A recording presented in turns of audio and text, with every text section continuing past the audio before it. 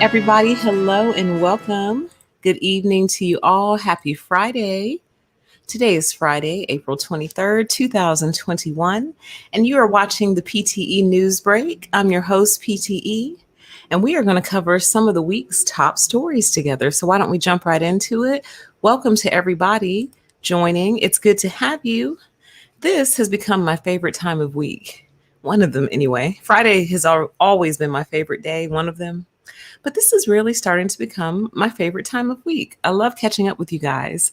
So, why don't we start off the news break with our top stories? So, some of you may have heard that there is currently a submarine missing. It's an Indonesian Navy submarine that is missing. It says rescue teams have been racing against time to find an Indonesian Navy sub lost in the Bali Sea with 53 crew members, which is likely to be running out of oxygen if not already crushed by water pressure. Yikes.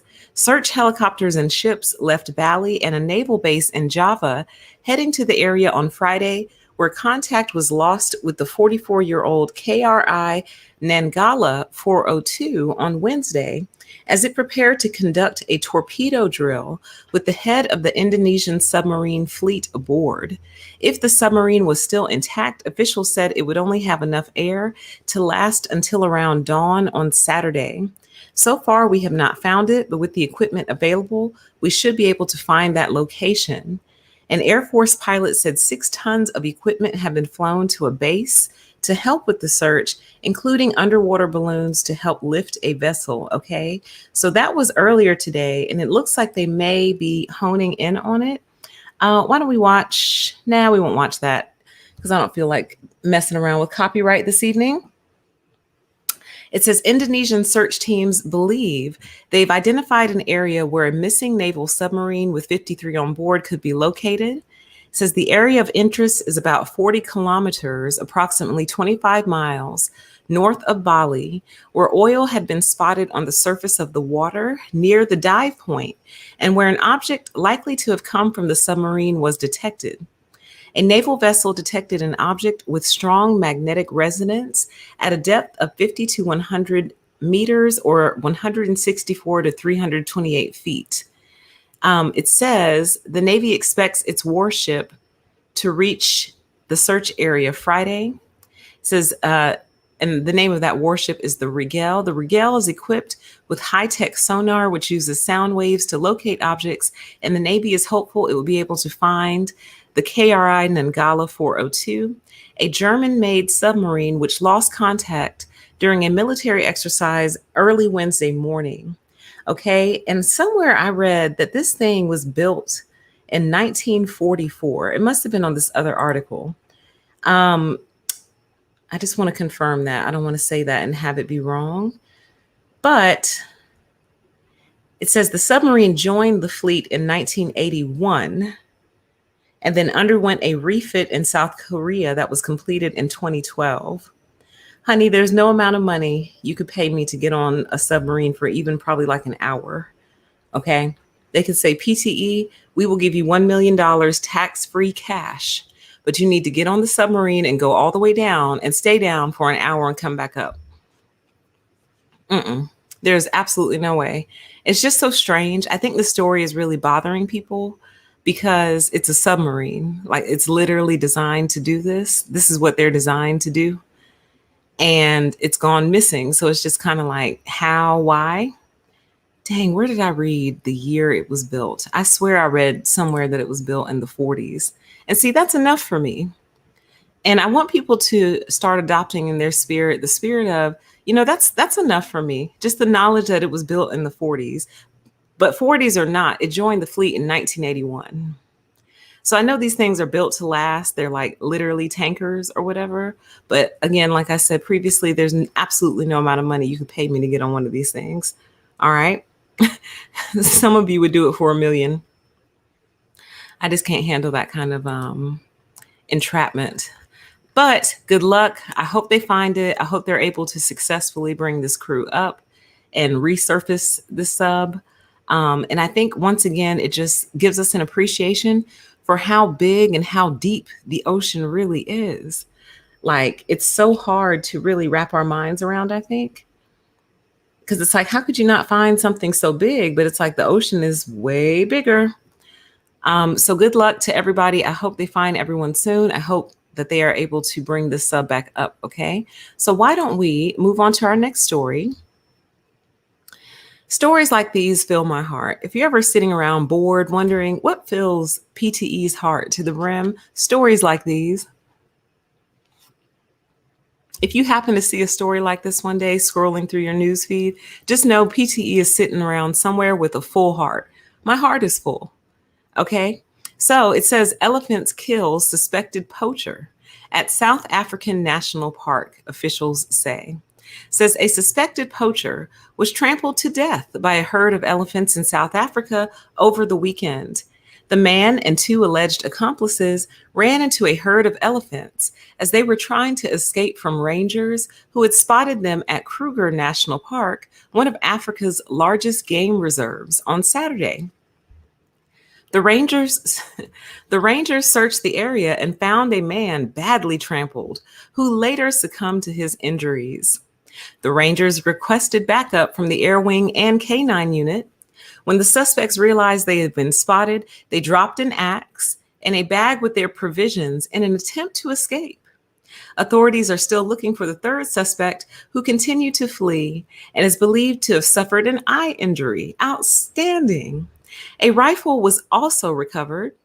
Officials said the trio are suspected of attempting to poach rhinos in the area. The statement says, "It is unfortunate that a life was unnecessarily lost. The campaign against poaching is the responsibility of us all.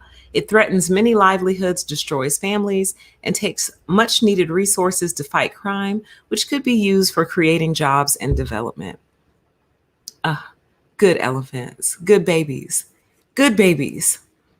I pray for heavy rains and lush foliage for you guys, so you have lots to eat this summer. Good babies. Keep it up. Keep up that spirit. I like that. I love it. Elephants are super smart too, so they knew exactly what they were doing. So great job. Good job. Mama's heart is full. Let's move on. So we brought this up a couple of news breaks ago, where the state of Georgia was proposing permanent daylight savings time. And it has passed at least the Georgia House, you guys. So the permanent daylight saving time, God, that feels so grammatically incorrect, but it's not, is signed into law in Georgia. Governor Brian Kemp has signed a bill for Georgia to switch to daylight saving time year round, but don't expect time changes to stop anytime soon. The law will only go into effect if Congress lifts a federal prohibition on states making daylight savings time permanent. Kemp signed the measure, Senate Bill 100, on Wednesday after it cleared the General Assembly last month. He did not comment on the legislation. Supporters of the bill said Georgians would be better off if they didn't have to spring forward and fall back every year, a practice that contributes to sleep deprivation, health problems, and traffic accidents. But its opponents preferred permanent standard time, which is currently observed during 4 winter months. They said standard time provides more light in the morning for school children and farmers, and that it would increase productivity. Daylight saving time won the debate among legislators who preferred later sunsets and more time for outdoor leisure activities after work. The bill passed the Senate 45-6 and the House 111-48. So guys, I actually think this is great. And we're going to talk about another story here in a second. But I've been giving this a lot of thought ever since we brought this up like a month or two ago on the news break. And I was like, what if, because we ask what if a lot on this channel.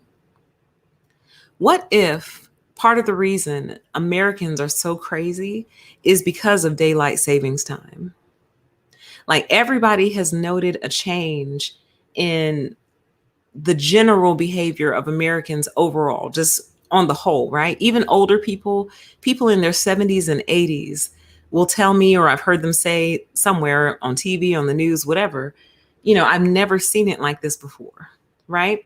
So, and I think this only started in the 50s. Let me just check that real quick. Let me see something. Let's see, when did daylight savings time start? No. Oh, wait a minute. It looks like this just started in the 70s. Is that correct? Let me see. When did daylight savings time go into effect? No, it started in 1918. So maybe my theory is not correct because that was a while ago. So um, if my theory held true, then people should have been going crazy a long time ago, which maybe they have been. But my point is, even with 1918 being the start year, it says around World War One, life was still different back then. It still wasn't the same as it is now in terms of technology, the number of people. So what I'm saying is, just to get the theory out there, is what if this permanent scrambling of our sleep pattern, just when you're getting back into the groove of your sleep pattern, it switches again. Then you find, you're thrown off for a couple of weeks. Then you finally get back into the groove and it switches again. And we do this every year since this whole thing started. And I don't know about you guys, but sleep is very important to me. And without it, I literally am a different person. And like I've expressed to you before, like if I ever got my sleep pattern down, I feel like I would be a more successful human being overall. And I really mean that. And I was thinking about it. I was like, I wonder if this has something to do with it. Because when you're reading the articles, your favorite little listicle type articles, and they're like, how to get better sleep at night. The first thing they usually say is, on top of turning off all your technology an hour before you go to bed, the first thing they usually say is have a set sleep time, like have a set bedtime. And even the new iPhones have it to where you can set a bedtime for yourself. Like it'll send you a little reminder. But how can your body ever get on a set bedtime when once a year it switches by an hour? So, you know what I mean? So, and what effects could that have long term on people? Long term on people's health, on their mental state, on their mental health, when you really don't have a set bedtime. Even if you think you go to bed the same time every night, if you abide by daylight savings time, your bedtime changes once a year. So I'm excited about this. I live in Georgia, as you guys know, so hopefully it'll get passed all the way up, the line, and I'll be able to report out whether or not my life is changing as a result of my bedtime being stabilized. Man, like I never thought about that before.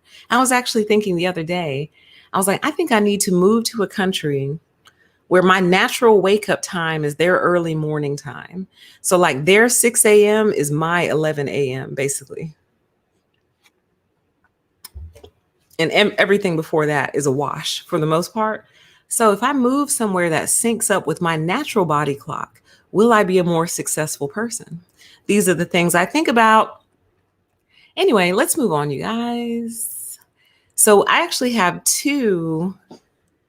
They're not exactly updates. They're kind of like, excuse me, I don't want to say told you so's, but they're more like, see, didn't I tell you? There you go.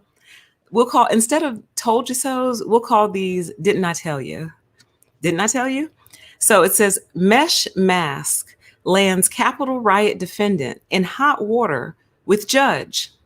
A federal judge is demanding that a Pennsylvania woman arrested for her alleged role in the Capitol riot, Rachel Powell, explain why a video of her circulating online shows her wearing a porous mesh mask despite another judge's order to comply with COVID mask requirements while she awaits trial.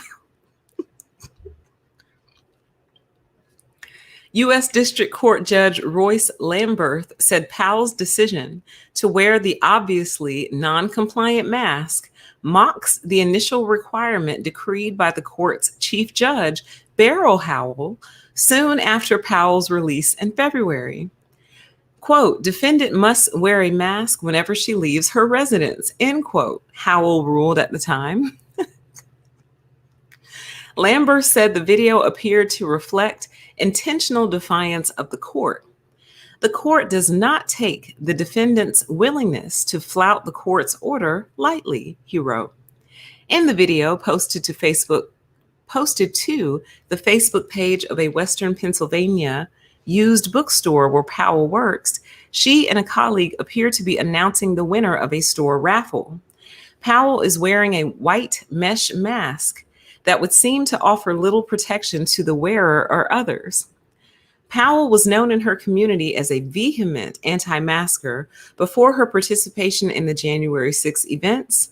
A February New Yorker article chronicled her long history of flouting mask requirements, even once boasting on Facebook that she's unashamedly a super spreader.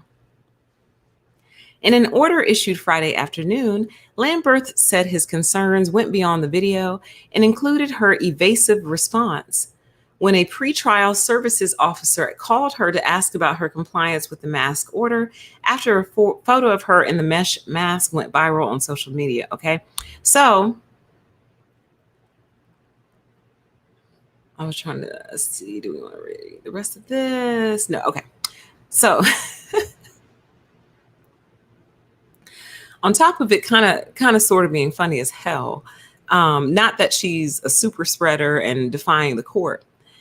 What makes me laugh is I know somewhere on one of these live streams, I told you guys that these judges are getting ready to deal with the worst behavior problems that they've ever dealt with in their entire careers. And some of them have processed murderers, kidnappers, and everyone in between, drug runners, everyone in between. But these judges are going to go to their chambers at night and wherever judges go hang out and chit chat with each other and talk about the behavior that they're seeing out of these people and how it is the worst behavior they've ever dealt with in the court, in their career, ever, like ever. I told you guys that. I said, watch these judges are going to have to literally like chastise these people in the courtroom. I have to go find it. God, I don't know which video it's on. It's a live stream. I just don't know which one. But this is what I meant. Like, because for their whole entire lives, essentially they've thought that they were above the law. Now, on my other channel, A Deeper PTE, I'll link that for you after the show. We just got through talking about this on my other channel. And over there, I said that the same energy that fights a police officer at a traffic stop is the same energy that fights the store clerk over masks. It's also the same energy that flouts court orders and wears mesh masks in spite of being told to do something different. It's all the same. So if you want more insight on that conversation, do go check that out. What was that video called, y'all? Oh, that video is called My Spirit is Bothered. So it's over there. I'll link it for you after the show. But this is exactly what I was talking about. These judges haven't seen anything yet. They're just getting started. Okay. But I must say, and I think I just saw a comment. Yes, the comment says the judge won't be mocked. And I got to say, I love the courts for that reason. And someone said this on a different show, or they left a comment and they said the courts are the last place. God, they phrased it better and perfect. They said the courts are the last place where manners matter, basically. But they phrased it so much better. The courts are the last place where manners still matter. And they do. Like, the courts don't play. You're not going to play in court. Like, it is the final place where you will not play. You won't. You can play everywhere else. But this is where the playtime stops. And I love that. I love that the judges aren't just like, well, just let it go. Yeah, I mean, she's kind of complying with the order. I mean, she's got something on her face, so just let it go. Nope, the judges are like, it's not what I told you to do. I was very clear with you. So I love it. Claire, yeah, it's a mocking, contrary energy. Exactly. Yeah, the contrary. Yeah, contrarian type energy. Yeah, it's all the same. God, I can't wait to do that super stream where I prove that. But anyway, so there's that one. So that's an installment of Didn't I Tell You? And I think this next one is an installment of Didn't I Tell You also? Yes, it is. Okay.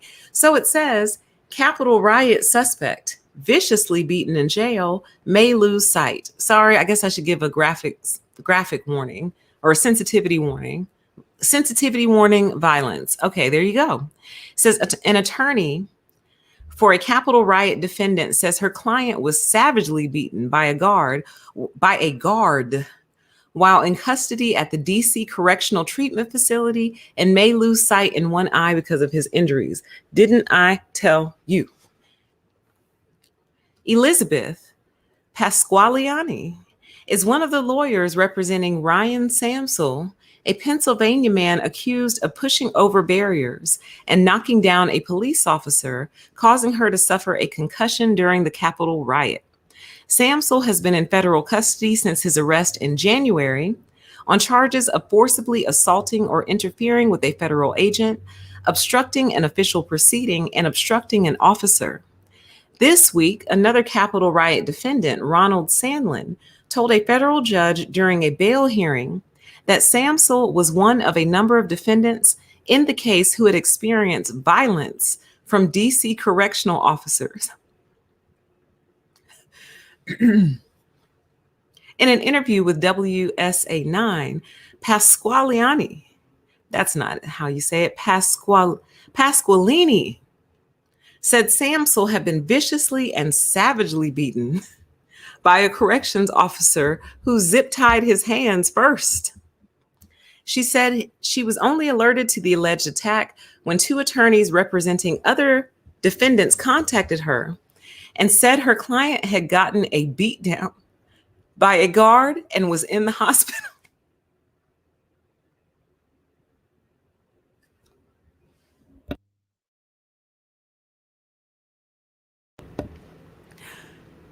He has definitely suffered serious injuries, including a shattered orbital floor, a broken orbital bone. His jaw was broken. His nose was broken. According to the attorney, Samsel is currently unable to see out of his right eye and may permanently lose vision in it.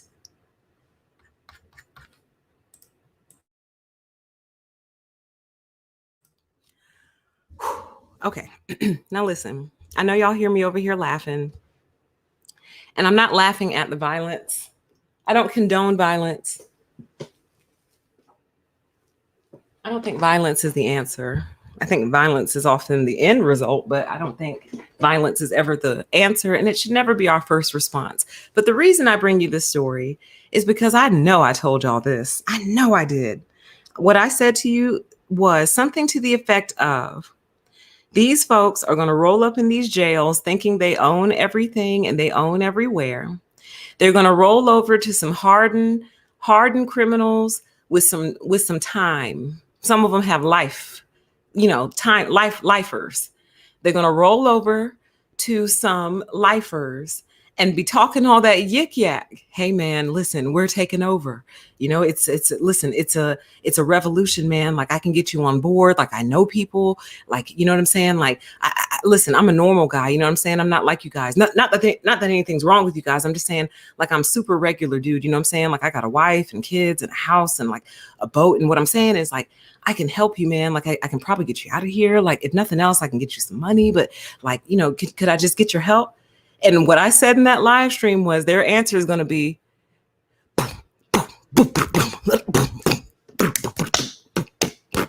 get out of here with that mess, man. They don't want to hear that. They don't want to hear that in the Fed.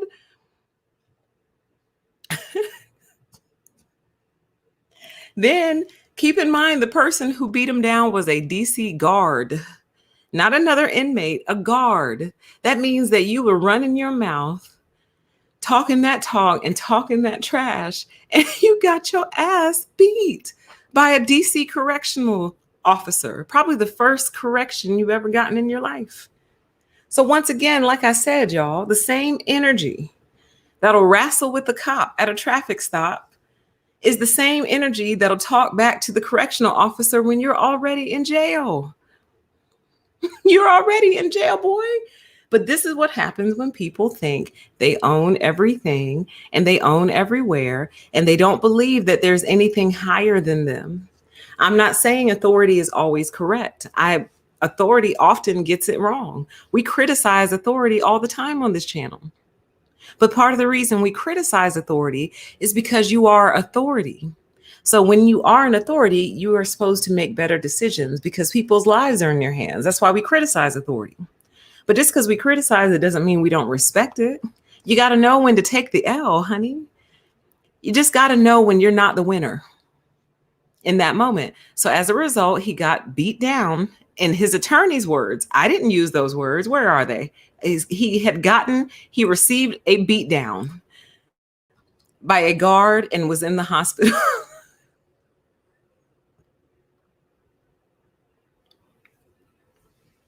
Now, when this year started, you were free and you had not gotten a beat down by a DC correctional guard. Now, here we are in April, and you've gotten yourself federal charges. You're in custody getting beat down by DC correctional officers. When you could have been home doing your laundry, painting that wall that you've been meaning to paint for 3 years and walking your dog. Okay? So I'll find that live stream. I got to find the stuff because I want to make this a PTE prophecies and kind of mix it up and chop it up and make it a prophecies. I told y'all they were going to get beat up. I told you that because they still don't get it. Like the reality of the situation and the impact of the situation has still not settled in on them. Like they still think this is a joke. And that correctional officer showed you that it wasn't. Y'all don't get me started. Y'all, let's move on. So this is quite serious, actually. To transition from laughing to something super serious, but I do want to make sure everyone knows, I'm sure you've already heard, excuse me, but Peloton has been in the news this week because their new treadmill is like seriously harming people and pets. So it says the treadmill poses serious risks to children for abrasions, fractures, and death, says the U.S. Consumer Product Safety Commission. Peloton pushes back. Peloton, take the L, honey. How you going to push back when your product is out here like crushing people? Says the U.S. Consumer Product Safety Commission issued an urgent warning Saturday telling people to immediately stop using the Peloton the Peloton Tread Plus treadmill because of a potentially fatal risk to children and pets.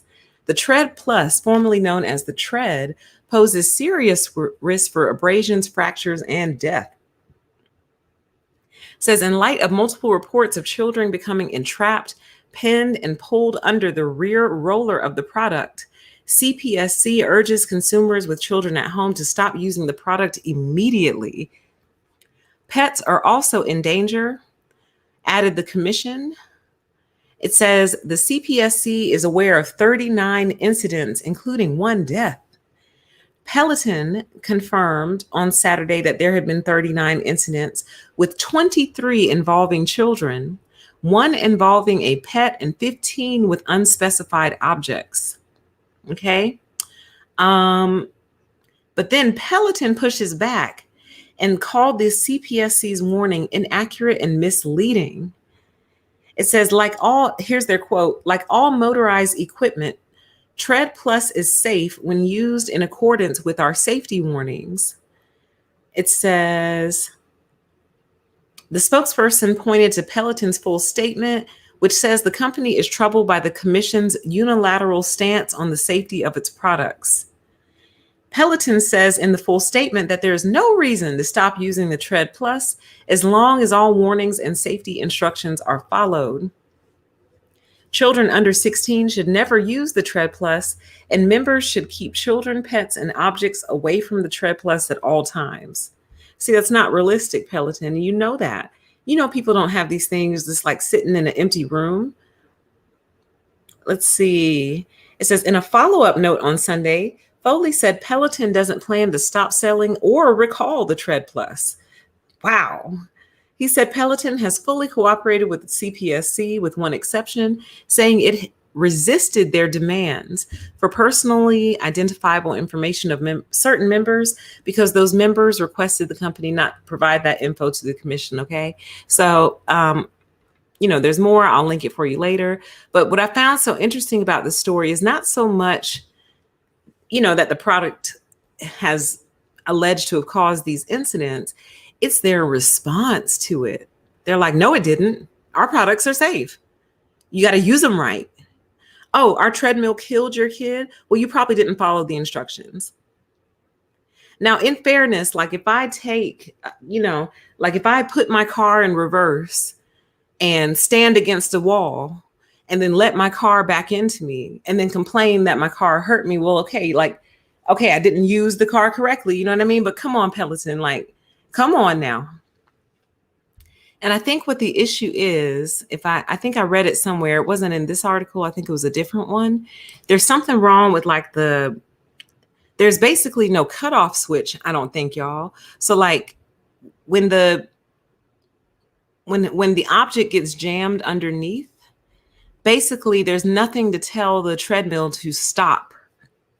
So it just keeps pulling and pulling and pulling and pulling and pulling and pulling until, I don't know. You know what I mean? There's actually a video. I'm not going to show it because I felt like it would traumatize those of you with kids. But there is a video going around of a kid kind of getting trapped under this thing. He does manage to free himself, but it's still like, wow, like the power of this thing, the force of it is insane. So I could only imagine like if a cat, you know how cats are, they love to crawl up under this stuff and go to sleep. They love to do that kind of stuff. Like, if there's nowhere for it to get out, like I could see that being a serious problem. But they're saying stop using these things, get them out. Well, they didn't say get them out of your house, but they're basically saying get them out of your house immediately. Excuse me. So it appears that there's like no off switch, and it doesn't look like there's an emergency stop either. I don't know what that little red tab is. So yeah, I was just looking for that. I don't see the emergency stop unless that's what this little tiny red tab is. But yeah, the double down I find very strange. Like, even if that's how you feel, you're supposed to say, we are so saddened to hear of the alleged incidents involving our products. We are reaching out to the families involved, and we are investigating these incidents and investigating our products to make sure that they are safe for consumers. You don't come out and be like, we didn't do it. It's something that's such a narcissistic response. Oh, there's nothing wrong with me. There must be something wrong with you. Like, y'all know how I'm always having little sound issues here and there. Imagine if I looked over at the chat and y'all are like, you're a robot. And I'm like, I'm not a robot. There's something wrong with your computer. There's nothing wrong with my computer. There's something wrong with your computer. You see? So I think they might end up in a lot of trouble for this. I know they're going to end up paying out the wazoo for that death. They're going to end up paying out the wazoo for that. So anyway, in other recall news, I'm not going to read this whole story. Just know that a big batch of Meow Mix has been recalled, okay? So salmonella was found in a couple of batches that went to Walmart stores in Illinois, Missouri, Nebraska, New Mexico, Oklahoma, Utah, Wisconsin, and Wyoming. And you know how I am. As far as I'm concerned, it went everywhere. So if it went that many places, it went everywhere, as far as I'm concerned. Yes, I know that's not how these things work. They actually have UPC codes and I think batch numbers associated with them.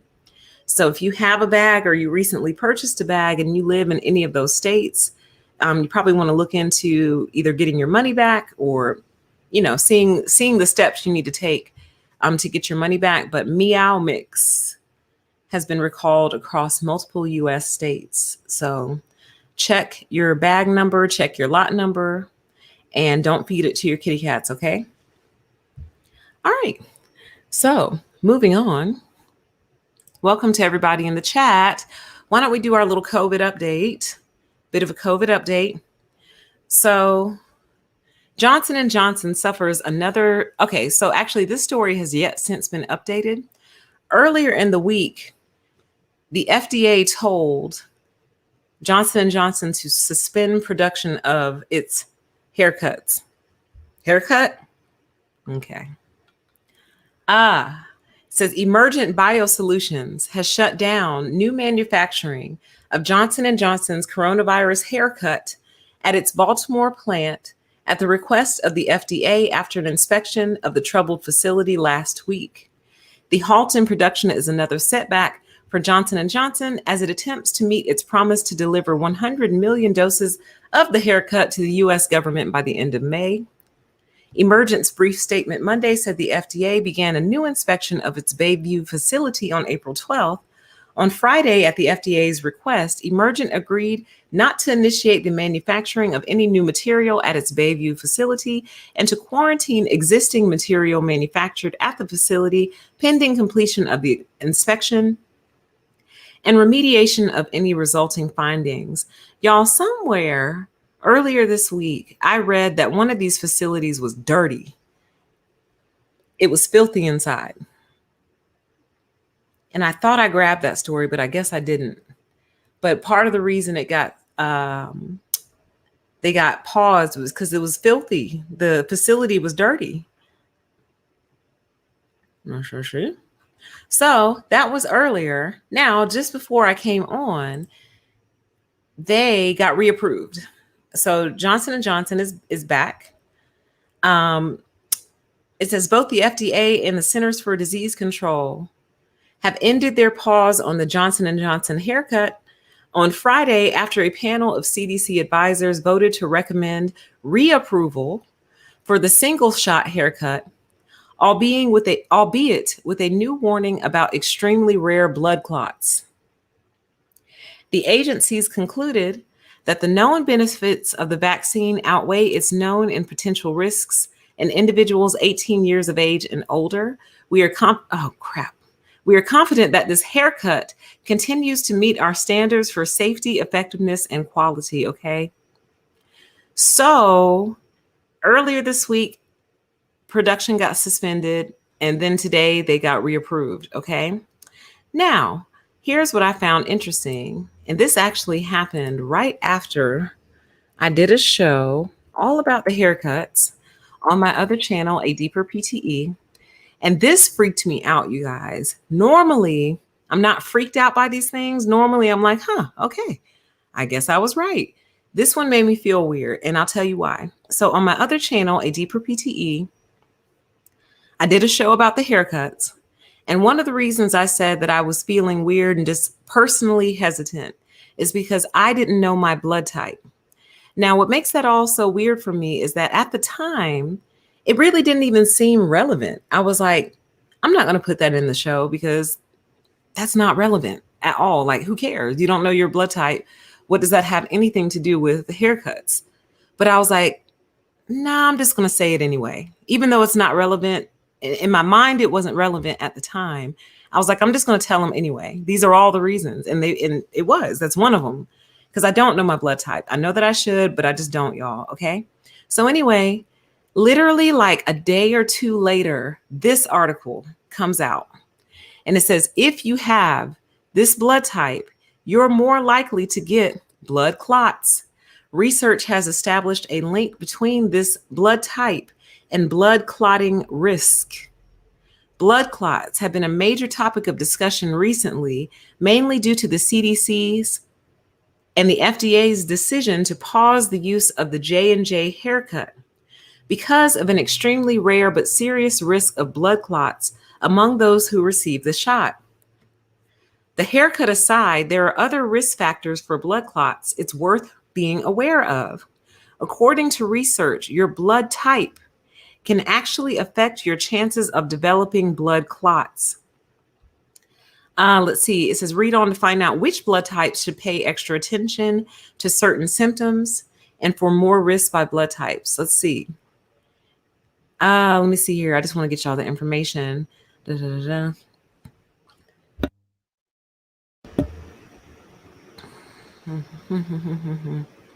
Okay.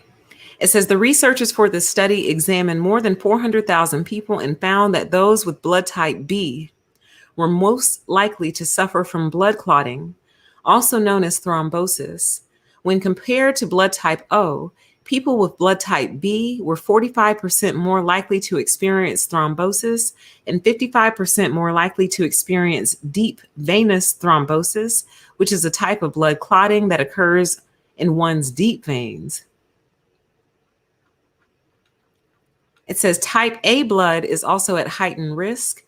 When compared to type O, people with blood type A had a 44% higher risk of thrombosis and a 50% increased risk of deep vein thrombosis.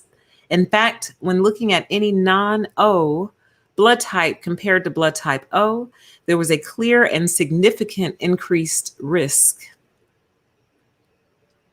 People with non-O type blood were 44% more likely to experience thrombosis and 51% more likely to experience deep venous thrombosis. They were also 47% more likely to develop a pulmonary embolism, which is where a clot travels to the lung. Okay, so I know you guys might actually want this one right now, so I'm just going to go ahead and grab it for you and drop it in the chat for those who are interested in this right now. Okay, so this just struck me, y'all. This one made me feel like, whoa. Like I cannot believe my instinct was so correct. Like, I can't believe it. Like now, of course, I want to know my blood type. I'm not sure the best way to go about that, though. I know one way you can go about it is by donating blood. And I've tried to do that before, y'all, but I get to that door and I'm just like, I don't think I can do this. And I turn around and leave. But I have tried before. You know, when they bring the buses to work and, you know, on your lunch break, want you to go donate. I've tried, like, I get all geared up for it and everything. And I get to that front door and I'm like, oh, I don't think I can do this. And I turn around and walk away. But please give blood if you can. But so anyway, I don't know it. I would like to know my blood type. I think it's a good piece of information to have. But yeah, so I just, something said, yeah, blood type and haircuts. Okay. Yeah, you can probably ask your doctor for a blood type test. So I think I will, because I never, well, of course you need to know it, but I didn't think I would ever need to know it in relation to something like this. You know what I mean? So in more COVID updates, you guys, and more COVID haircuts, herpes infection possibly linked to the COVID-19 haircut. Oh God, they're going to show the picture. Okay, I won't scroll up yet.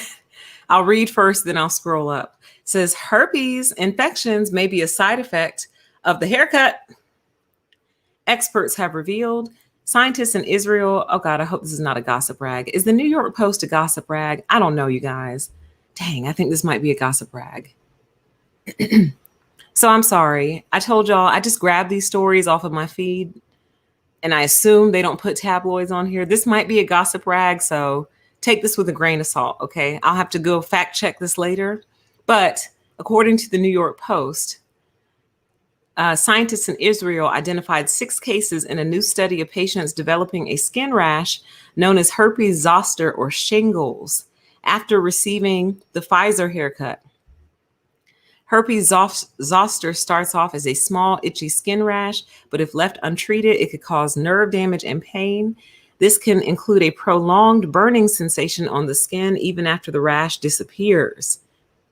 Researchers from Tel Aviv Surisky Medical Center and Carmel Medical Center in Haifa found those with autoimmune inflammatory rheumatic diseases had a higher risk of developing the herpes infection. I'm going to scroll really fast. There we go. Okay. And there we go. Out of 491 patients, 6 people or 1.2% experienced the infection. How weird is that? Why? Like, why? I just don't get it. Like, what do they have to do with each other? The 6 patients all have mild cases of, they love saying the same thing over and over again, autoimmune, inflammatory, rheumatic diseases, and were young, though the infection is generally more common in those over the age of 50. Oh God. Okay, I'm not going to scroll the rest of this. I'm just going to read this little block and we're going to move on. I told y'all I can't do things on skin. This is why we reported on it. It says 5 of them developed herpes zoster after the first dose, and the 6th got it after the second. But it's still unclear whether the haircut caused the cases of the herpes zoster. It's like it's unearthed. I can't. We cannot say the haircut is the cause at this point. We can say it might be a trigger in some patients, okay? So just reporting out. Some people don't know what we're talking about when we say haircut. So would somebody help them out, please? We're just trying to stay on the right side of the law here and keep baby Algo asleep. She's such an angel when she sleeps. So peaceful, you know? So y'all can help him out. All right. So let's move on.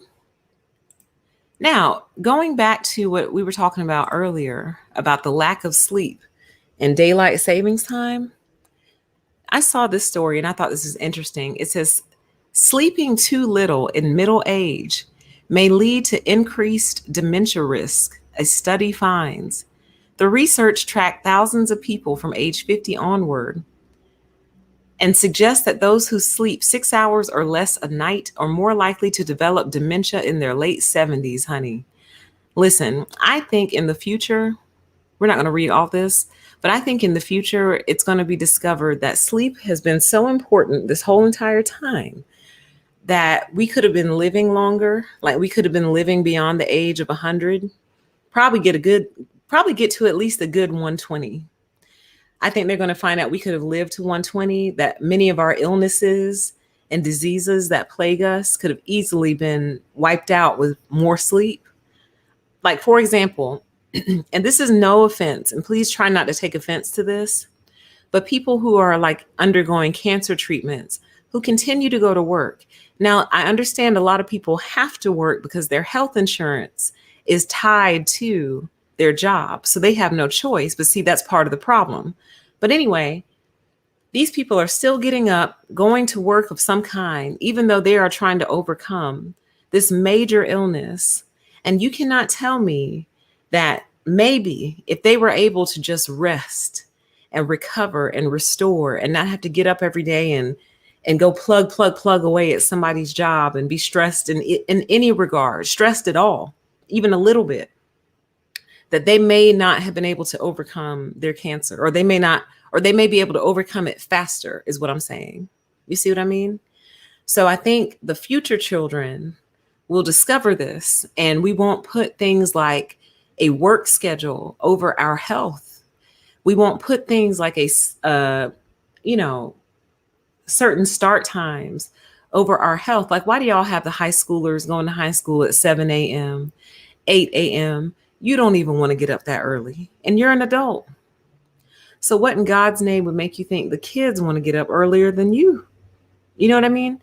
Like, I think things will change around a lot, and we will give more respect to our bodies and our lives and our health. We will honor that over honoring the corporation. You see what I mean? But anyway, it says, could getting too little sleep increase your chances of developing dementia? For years, researchers have pondered this and other questions about how sleep relates to cognitive decline. Answers have been elusive because it's hard to know if insufficient sleep is a symptom of the brain changes that underlie dementia, or if it can actually help cause those changes. Now, a large new study reports some of the most persuasive findings yet to suggest that people who don't get enough sleep in their 50s and 60s may be more likely to develop dementia when they are older. And what is the general age of the leadership and management population? Generally, like by the time you've made it to like senior leader or even executive, you're somewhere in your 50s or 60s. So the main ones who make everybody deny their bodies and deny their health and deny their existence are the main ones who need to get some sleep. That's half their problem. They don't get any sleep. It's so obvious. Like, seeing this, it's so obvious to me.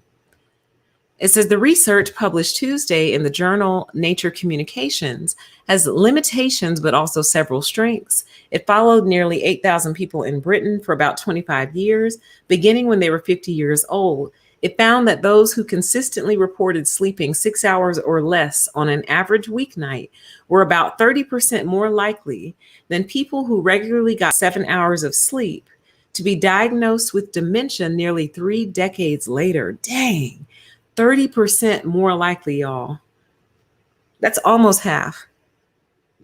Not quite, but almost. That's over 25%. It's over a quarter. It would be really unlikely that almost 3 decades earlier, this sleep was a symptom of dementia. So it's a great study in providing strong evidence that sleep is really a risk factor. Interesting. It says pre-dementia brain changes like accumulation of proteins associated with Alzheimer's are known to begin about 15 to 20 years before people exhibit memory and thinking problems. So sleep patterns within that time frame could be considered an emerging effect of that disease. Interesting. I'm scared now, y'all. I'm afraid because I told y'all it's not that my sleep is messed up. It's that my sleep does not align with the world. It just doesn't. My body is not interested in waking up at 6 a.m. It's just not. And here's the thing, it never has been. My mom told me that when I was a little girl and we would get up to go to school, like she would get me up in the morning, get me ready, we'd get all dressed and everything. And she would say she'd put me in the car. And by the time we left the driveway, I would be asleep again, knocked out until we got to school. Get to school, do things, function a little bit. And anytime I could sneak in a nap, y'all, I would. Because it's just not, my biological programming is just not aligned with the country that I live in. It's just not. And so I'm worried because I'm like, it never has improved. Like you think, okay, I would used to think summer vacation, I'll catch up on all my sleep and then I'll be good for the next school year. No, summer vacation, I just sleep how I wanted to. But as soon as the school year started back up, the same cycle started over again. It's like, my body's like, what are you doing? Why are you getting up? We're not done. I'm not finished. And I'm like, I know you're not finished, but we got to go to school. My body's like, I hate you. And I'm like, I don't hate you, but I don't know what to do. We have to go, and then enters the caffeine dependence. And on and on and on. We might do an extended show on this on my other channel, but yeah, man, all of us aren't designed to wake up that early. And I feel like the ones of us who aren't are the ones who are going to be crazy later when we get old because we just couldn't get the sleep we needed in the morning.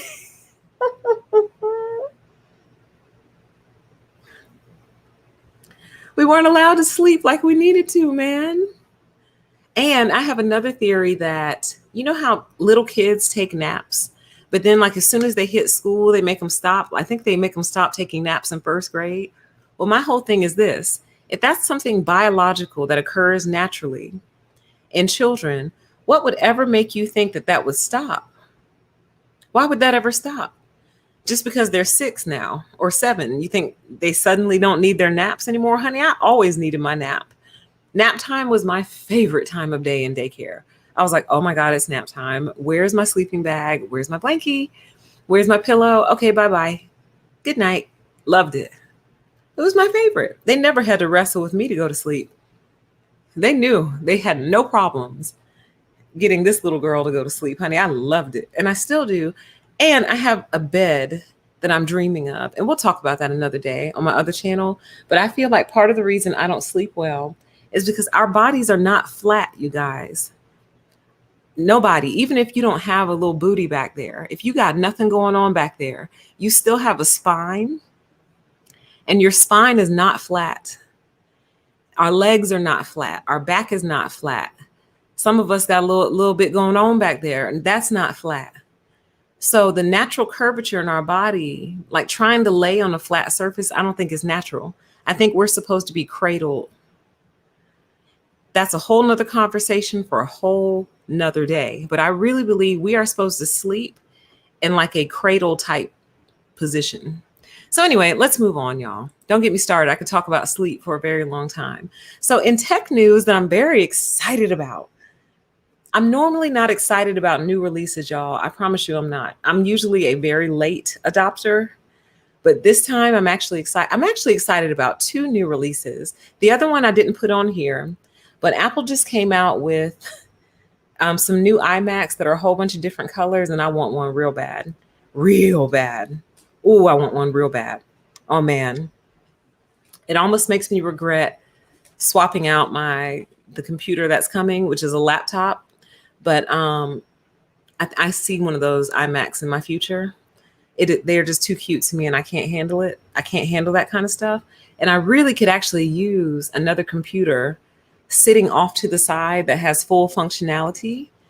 And then I think my dreamscape will be complete. It'll really look like a command center then. But anyway, so I'm in love with the new iMacs, even though some people hate the colors. I need to see them in person to determine whether or not I hate them. But these little AirTags, y'all, oh my God, my heart. So let's talk about these little AirTags. So basically, this concept has already been around. Some of you may have heard of something called Tiles, and there's another one I can't think of. But of course, Apple came in and bossed it out and, tricked it out and made it cool.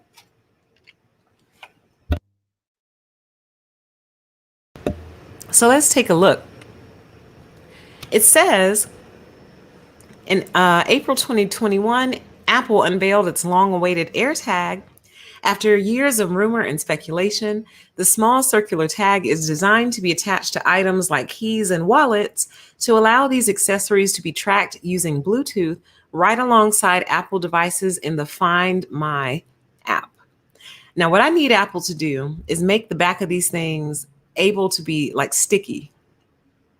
So either sell some of them with double-sided tape or sell like double-sided tape stickers so we can stick them on things. Apple, I need to be able to stick them on things. I can't hang them off everything, but I definitely need one for my keys. Oh man, wow.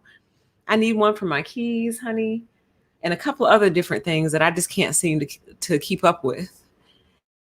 And this is not a paid promotion for Apple. I wish it was. This is just coming straight from the heart. So here's kind of what they look like. They'll be on little key tags and things. You can pre-order them today, and they will officially launch Friday, April 30th. Okay. And already people are like freaked out about the first place a person's mind goes tells you a lot about them. Because the first thing that a lot of people thought about, like literally the first word out of their mouth was, what about stalkers? And I was like, wow, guys. But it's a valid question. What about stalkers? Like, what if somebody just tries to like slip a little AirTag on you and keep up with you, right? So they've actually already thought about that. Oh, dang, I didn't grab that article. I thought I grabbed that article. Basically, I might have to find that article real quick. I didn't grab that article. Oh, it's right here in front of my face. Wow. They look so similar to me. I was looking right at it and didn't see it. So Apple says AirTags are not designed for tracking your kids or your pets. Okay. It says Apple unveiled a brand new product on Tuesday during its spring-loaded press event. Apple trackers that leaked more than a year ago.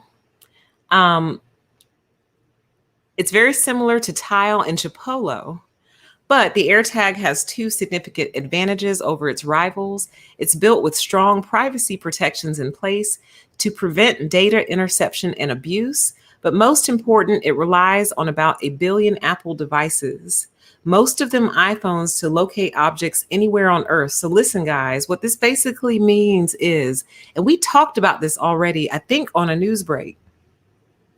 If I leave, obviously, like you won't get far without your keys, but let's say I leave my keys. Let's say I take an Uber and leave my keys at a restaurant, and then I travel 30 miles away from the restaurant, and it's not till I get to the front door that I realize I don't have them.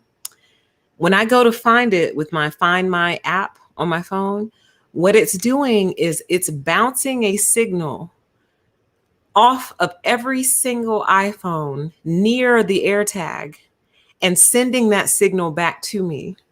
Meaning, if you, a total stranger, are sitting in the restaurant and you have an iPhone and my keys are up under the table, it's my AirTag is bouncing the signal off of your iPhone. Then your iPhone relays it to another iPhone. Then that iPhone relays it to another iPhone. And it finally relays itself back to me. So in other words, your phone kind of sort of becomes like a hub and a hotspot. So like they it becomes like, and I don't think you have like any way to like not participate. So like if you don't want your phone to be part of this network, I don't know that you can opt out, because apparently it's encrypted. Like you never even know, like you're not supposed to even really know this is happening. But yeah, lots of possibilities there. So do I have any mods in the chat? I think y'all might have a little bit of cleanup duty over there. But anyway, so there's that. And so the other issue was, like, say somebody slips an AirTag in your backpack and you don't know, and they're tracking you. Well, apparently, let me just read it because I don't want to.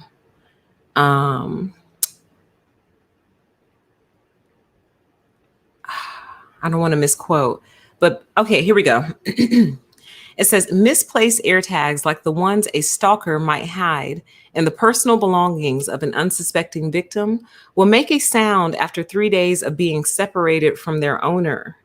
This will inform the victim of the presence of an AirTag. If the victim uses an iPhone, it will detect the foreign tracker before that chime goes off, pointing the AirTag out to the owner. Regardless of the victim's phone, they'll be able to discover the tracker and disable it. So in other words, if somebody slips a tracker on you, once they've been separated from their tracker for 3 days, an alarm is going to go off. And if you have an iPhone, it will tell you the AirTag is near you. It'll say like unknown AirTag in your vicinity. So there you go. I'm obsessed. I can't wait. I'm definitely going to get one. I think one of them is $29, which is ridiculous, but you already knew that it was going to be ridiculous. And then you can get 4 of them for $99. So I'm just thinking of all the different things and all the different ways that I can use this this thing, because I've actually lost my keys 3 times. But the funniest part is I found them every single time. Great stories. I'll have to tell you another day. All right. So the chat says no pinging off me. Thank you. So I'm obsessed. And I think they also need to do something to make little kids not want to eat them, because I'm an adult and I want to put it in my mouth. Just because it's like circular and shiny and like smooth and like perfect, you know? Where's a good picture of it? Like, don't you kind of want to put that in your mouth a little bit? Like, I'm an adult and I want to put it in my mouth. So they need to do something to discourage children from doing so. Anyway, so the AirTags are here, guys. I think they're pretty cool. Apple, if you happen to hear this, send your girl an AirTag so I can do an on-air review and promote the product. Thank you. All right, you guys. So our favorite friends are back. Parler has been replatformed as the Apple Store allows the social network back on. All right. It does look like candy, doesn't it? It looks juicy. Like I just want to work on it in my mouth. Like I just want to like hold it in my cheek, leave it there for a little bit, then like kind of roll it around on my tongue, then like put it on the other side of my mouth, and then like smash it with my like mouth and lips. Don't you judge me. Don't you judge me. Anyway, Parler is about to be replatformed. It's been so quiet in the social media world, hasn't it? The app for the free speech social media company will be available once again on Apple's App Store. Apple reinstated Parler on April 14th. Yes. Whoa. Oh my God. Wow. My phone is like, oh my God. Wow. Hold on. Like my phone just totally started just, wow. What is happening? Oh my God. Hold on.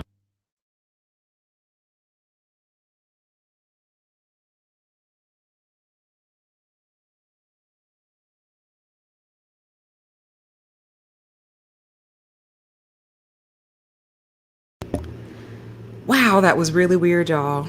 My phone just started playing out of nowhere, and it makes me think my dog has my AirPod. Do you have my AirPod? That is so crazy. Why did it do that? I've never seen my phone do that. Then I tried to turn the volume down, and it wouldn't let me. Oh my God. Hold on one second, you guys.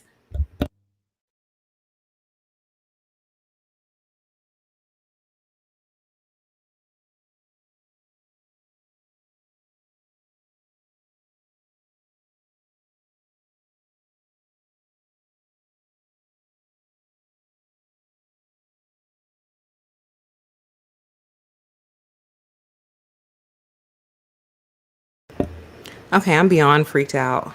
A friend of mine just sent me a voice message. And when it arrived, it literally just started playing all by itself. I wasn't touching my phone. I wasn't doing anything. I was talking to y'all.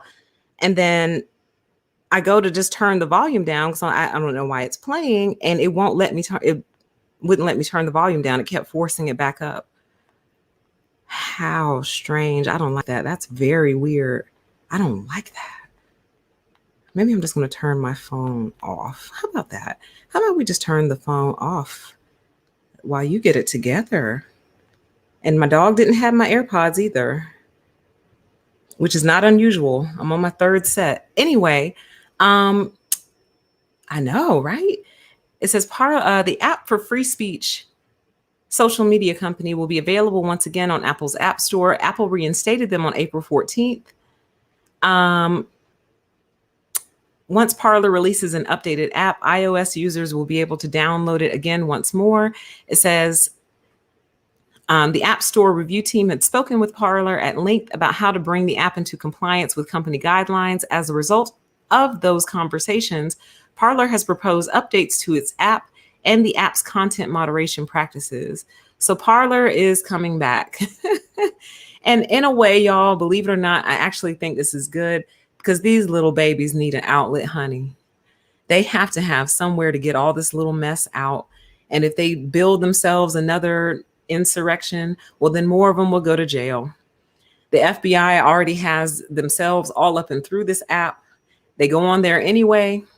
So, I consider it a honeypot of sorts. So if you want to go visit the honeypot, tell the FBI all your plans and build yourself out another insurrection. I mean, you know what I mean? They need an outlet. They need somewhere they can gather, express their little thoughts. They've been scattered all over the place, lost and wandering around. So just, you know what I mean? It's out of control anyway. The only way to ever solve this is to take it away from all of us.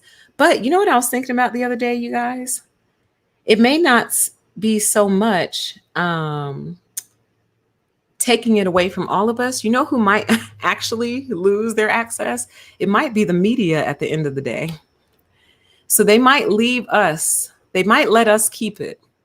Because I'm always saying how they're going to take this thing away from us. It may not be us. It might actually be the media, because recently the media has been outright caught red-handed manipulating a story, purposely not releasing the whole entire thing, getting everybody all worked up, and then releasing the other piece later. They just got caught doing that.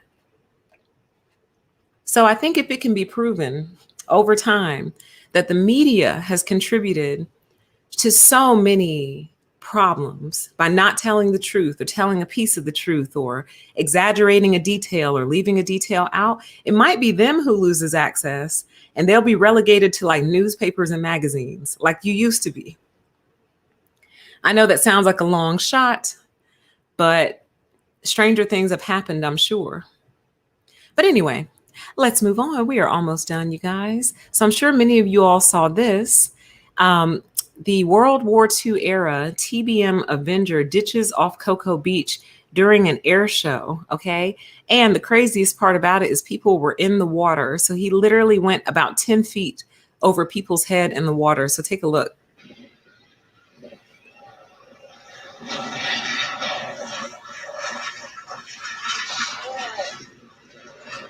Oh, God. I'm not laughing at that. I'm laughing at the way she went, oh, God. Now, see, I'm the type of person, but God bless my little brain. I'm so special, y'all, because like I would see this coming in and I'd be like, oh, he's close. Oh, wow, he's really close. Is that supposed to happen? Was that part of the show?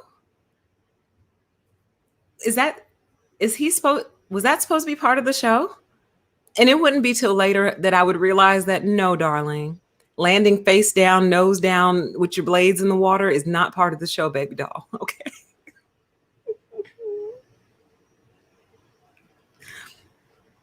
But I'm happy to report that everyone is okay. Nobody was injured. And the biggest issue that occurred was the plane got damaged. This is another old plane. Y'all going down in old submarines and old airplanes. Would y'all leave these things alone? But he's okay. Nobody, or the pilots are okay. Nobody in the water got hurt. But this went viral this week because it was pretty unbelievable to see. Okay. So there's that. And finally, just to kind of close out the show, y'all, if you step outside this evening, the moon has a pink hue to it.